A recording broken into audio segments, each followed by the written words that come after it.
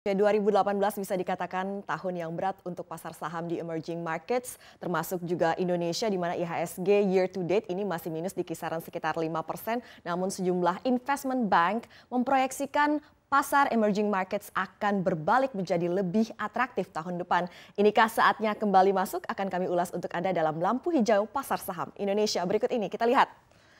Nah, ini dia Goldman Sachs Asset Management menilai volatilitas di pasar saham global tahun ini sudah mulai jenuh ya pasar saham emerging market, dan ini membuka peluang untuk kembali membeli aset-aset di pasar berkembang atau emerging markets. Pasar negara berkembang atau emerging markets ini dinilai sudah oversold, sehingga ini adalah peluang untuk masuk.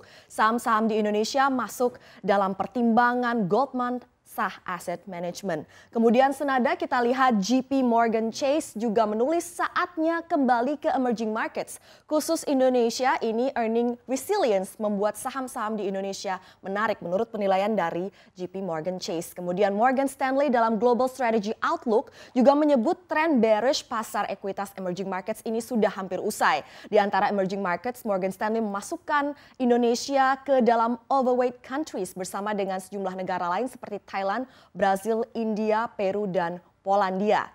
Kita lihat selanjutnya seperti apa. Ini dia. Tahun 2018 seperti yang saya tadi katakan adalah bisa dikatakan tahun yang berat untuk pasar saham emerging markets. Kita lihat MSCI Emerging Market Index yang mengukur saham di 24 negara atau emerging markets ini sepanjang tahun 2018 ini sudah tercatat minus 15,7%. Seirama MSCI Indonesia juga masih minus, ini kisarannya tapi lebih tipis ya, yaitu 12,8%. Nah, tetapi Morgan Stanley memproyeksikan MSCI Emerging Market Index akan naik 8% dari levelnya saat ini pada Desember 2019. Ini outlook dari Morgan Stanley diperkirakan akan naik 8%. Dan ini proyeksi ini melampaui 4% di atas proyeksi yang dilakukan Morgan Stanley atas S&P 500 dan juga MSCI Europe Index. Selanjutnya kita lihat Morgan Stanley mengubah status emerging markets dari underweight menjadi overweight untuk tahun 2019.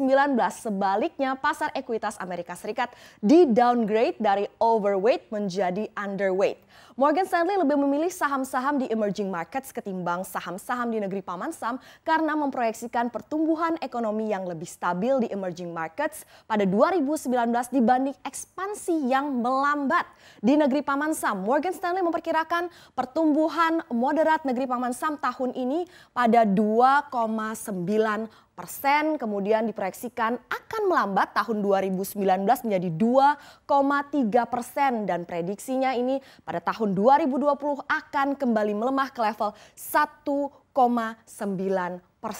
Perlambatan ini diperkirakan akan memangkas penguatan dolar sehingga emerging markets dengan utang besar dalam dolar akan bisa bernafas lega sedikit ya. Dan kemudian sebagai perbandingan kita lihat seperti apa emerging markets diperkirakan sebenarnya juga akan melambat pada tahun depan. Ini proyeksi untuk tahun ini 4,8%.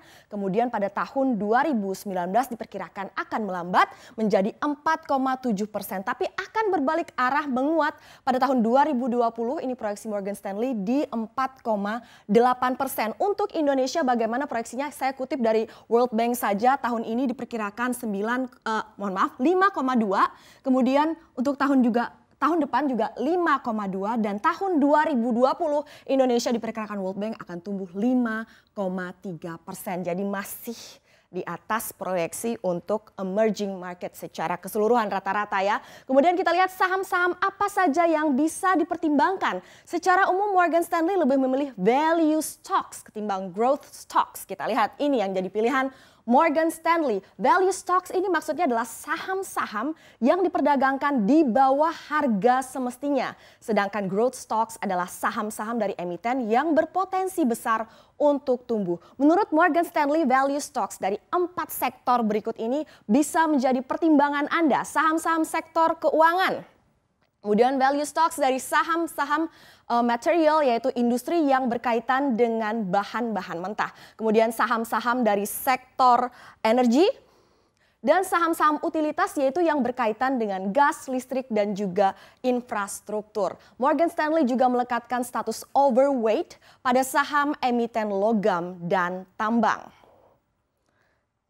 Namun Morgan Stanley juga mengingatkan adanya 3 catatan berikut ini yang mungkin buat kita jaga-jaga ya. Mengurangi antusiasme pasar atas ekuitas secara keseluruhan.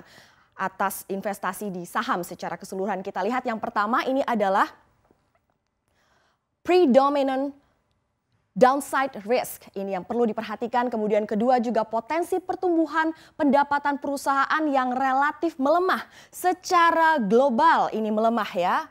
Untuk earnings. Ketiga, perusahaan-perusahaan yang menghadapi tekanan meningkatnya ongkos atau biaya tenaga kerja dan juga financing cost yang bisa memangkas pertumbuhan earnings per share perusahaan-perusahaan.